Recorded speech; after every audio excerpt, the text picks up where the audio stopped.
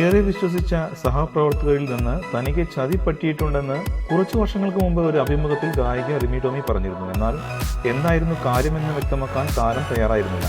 ഇപ്പോൾ പുറത്തുവരുന്ന വാർത്തകൾ അനുസരിച്ച് സുഹൃത്തുക്കളിൽ നിന്ന് മറ്റൊരു പണിയും റിമിക്ക് കിട്ടിയതായാണ് സൂചന. കഴിഞ്ഞ മെയ് മാസം റിമിയുടെ വീട്ടിൽ നടന്ന ഇൻകം ടാക്സ് റെയ്ഡിൽ വീട്ടിൽ നിന്ന് ഏതാനും രേഖകളും കണ്ടെത്തിയിരുന്നു.